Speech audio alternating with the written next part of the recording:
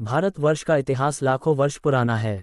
भारत की संस्कृति दुनिया की सबसे प्राचीन संस्कृति मानी जाती है, और ये बात हमें यहाँ के मंदिरों से पता चलती है। भारत के निवासी कितने उन्नत थे, उनके क्रिएशन आज भी हमें अचंभित कर देते हैं। आज हम जानने वाले हैं हेमाडपंती मंदिरों के बारे में। हेमाडपंती संरचना जानने के लिए इसका प्रारंभ किसने किया ये जानना बहुत जरूरी है। हेमाडपंती संरचना भारत की संरचनाओं में से प्रमुख संरचना है। यादवों के टाइम पीरियड में 1249 से 1274 के बीच में हेमाद्री पंडित यानी कि हेमाडपंत वहाँ के प्रधान थे। देवगिरी महाराष्ट्र में यादवों के राज्य में हेमाद्री पंडित धर्म के विशेषज्ञ थे। उन्होंने एक आयुर्वेद ग्रंथ पर एक टिप्पणी लिखी। हाथी दस्ते के प्रमुख मोडी लिपि मराठी में हम करसू कहते हैं और विशेष मंदिर निर्माण की हेमाडपंती शैली की शुरुआत की। उन्होंने महाराष्ट्र और दक्खन के मंदिर निर्माण में एक स्पेशल तकनीक का इस्तेमाल किया, उसे हेमाडपंती संरचना कहते हैं।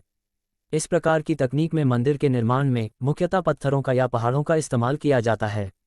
छेनी हथौड़ी से पहाड़ों से पत्थरों को काटकर निकाला जाता है और मंदिर निर्माण के हिसाब से उनको शेप दिया जाता है। हेमाडपंती निर्माण में पत्थरों को जोड़ने के लिए किसी भी प्रकार के चूना या सीमेंट का घोल नहीं लगाया जाता। इस तकनीक में जगह जगह पत्थरों को काटकर खाँचों में कट किया जाता है और उन खाँचों को एक दूसरे में डालकर जोड़ा जाता है। पत्थर के अपर पत्थर रखकर पूरे मंदिर का निर्माण किया जाता है। बड़े बड़े मंदिरों में हम देख सकते हैं उनकी तकनीकी कलाकारी। इतनी एडवांस तकनीक होने के बाद भी आज की तकनीक उनकी कला के आगे कुछ भी नहीं है। बिना किसी सीमेंट के आज भी ये मंदिर मजबूती के साथ खड़े हैं। मुंबई के पास अंबरनाथ में अंबरेश्वर मंदिर और नासिक के पास का सिन्नार में गोंडेश्वर मंदिर और हिंगोली जिले में औंधा नागनाथ मंदिर हेमाडपंथी शैली के कुछ उदाहरण हैं। ये हेमाडपंती तकनीक के कुछ नमूने हैं।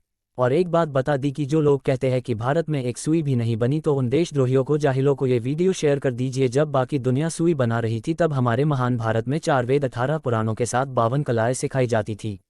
आपको क्या लगता है इन सब के बारे में? ये सब बिना आधुनिक मशीनरी के कैसे बनाए होंगे? कमेंट जरूर कीजिएगा। ऐसे ही कुछ 14 मंदिर लोनार झील के पास देखने को मिलते हैं। उनमें से कुछ हम देखने वाले हैं। लोनार झील के आसपास का क्षेत्र ऐतिहासिक और सांस्कृतिक महत्व रखता है। रामगया मंदिर, ये मंदिर 11 सेंचुरी से 13 सेंचुरी का होना चाहिए। आप कहोगे कि ये कैसे पता चला? तो जानते हैं। 12 सेंचुरी में 2 सत्ताएं भारत में राज करती थी, फर्स्ट यादव और सेकंड चालुक्य। ये मंदिर निर्माण की कला भी उनके निर्माण किए हुए मंदिरों से मिलते जुलते हैं। जब राजा कृष्णदेव राय यहाँ आए थे तो उन्होंने ये कुछ मंदिरों का निर्माण करवाया था। इसका वर्णन लीला चरित्र में मिलता है। यज्ञेश्वर मंदिर, इस मंदिर का इस्तेमाल यज्ञ करने के लिए किया जाता था। इस मंदिर में बहुत से शिल्प उकेरे गए हैं। किसी जंग के और देवी देवताओं के बहुत सारे शिल्प देखने को मिलते हैं। आर्कियोलॉग पत्थरों को नंबरिंग करके रखा है। दैत्य सुदन्हा मंदिर, ये प्राचीन मंदिर लोनार गांव में स्थित है, जिसकी अपनी कहानी है। यहाँ के जंगलों में लोनासुर नाम का राक्षस अपनी बहनों के साथ में रहता था।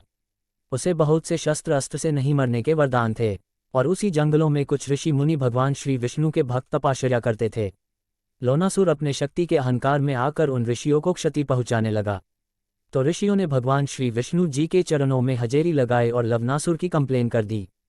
फिर श्री विष्णु जी ने श्री भगवान दैत्यसूदन का अंश अवतार लिया और अपने नाखून से लोनासुर की नाभि चिरकर उसका वध कर दिया।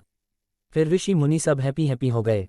फिर वह पर भगवान दैत्यसूदन जी की पूजा की जाने लगी। 9th सेंचुरी में इस मंदिर का काम पूरा हुआ।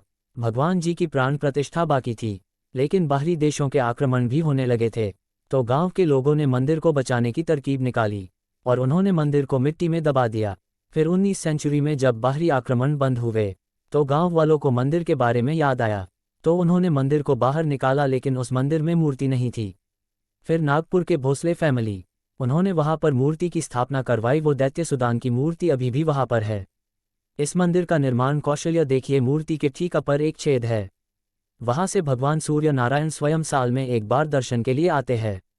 लेकिन चमत्कार यह है कि इस हेमाडपंती निर्माण कला का भगवान श्री दैत्यसूदन की जी की मूर्ति के ऊपर के छेद से एक भी पानी का अंश तक नहीं आता। तो ये थी हेमाडपंती निर्माण शैली के बारे में कुछ जानकारी। हेमाद्री पंडित जी के बारे में ज़्यादा जानकारी चाहिए तो उनकी किताब पढ़ सकते हैं। हमारा वीडियो अच्छा लगा हो तो लाइक शेयर एंड सब्सक्राइब जरूर कीजिएगा। जय हिंद, जय भारत, धन्यवाद।